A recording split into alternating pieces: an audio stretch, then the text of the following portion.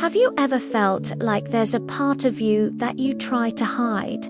A little shadow that follows you, holding all the things you're not proud of? Well, for a young boy named Evan, that shadow was very, very real. Every night before bed, Evan would stand in front of his bedroom mirror, and every night he'd see it, a faint, dark shape standing just behind his own reflection. It was unnerving, but he always told himself it was just a trick of the light. He'd quickly brush his teeth, avoid making eye contact with the figure, and jump into bed, pulling the covers up to his chin.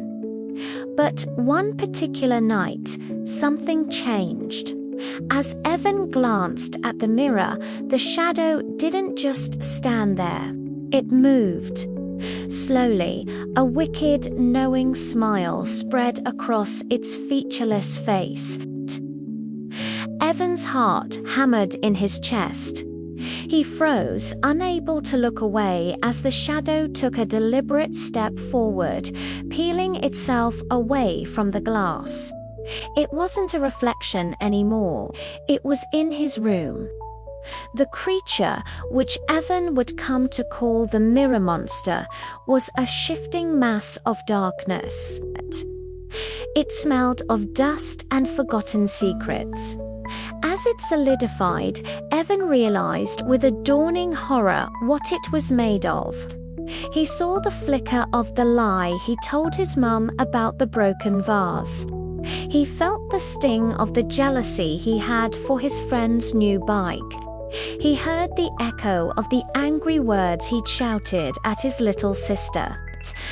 The monster was a living collection of all his hidden fears, his guilt, and his regrets. For days, the mirror monster tormented him. It would whisper his insecurities when he tried to sleep. It would trip him on his way to school, making him look clumsy. It rearranged his toys, causing arguments with his family. The monster fed on his fear and grew stronger with every new secret he tried to keep. With every anxious feeling he pushed down, Evan felt trapped, exhausted, and utterly alone. He tried ignoring it, but the monster just grew bigger and bolder. He tried fighting it, but it was like punching smoke. The more he resisted, the more powerful it became. One evening, after a particularly bad day, where the monster had made him snap at his best friend, Evan sat on his bed, tears streaming down his face. The monster loomed over him, larger than ever, its shadowy form pulsing with a triumphant energy. Evan knew he couldn't keep running. He couldn't keep hiding.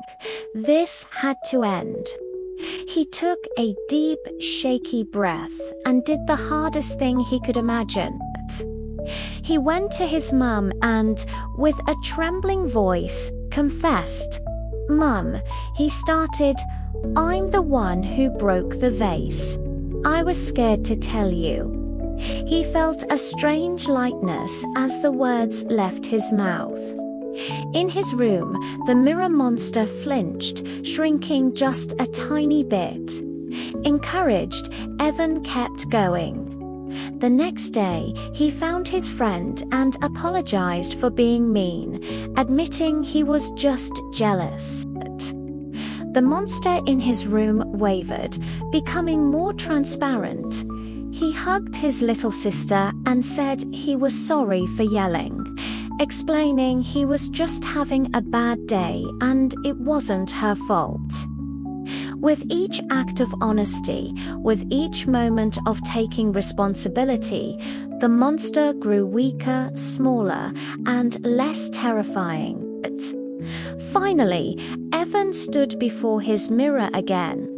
The monster was there, but it was no bigger than a whisper, a faint outline of its former self.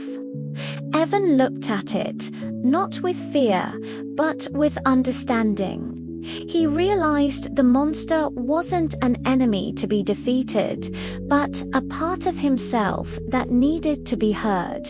He looked at his own reflection and then at the shadow. "I forgive you," he said, speaking not to the monster, but to himself.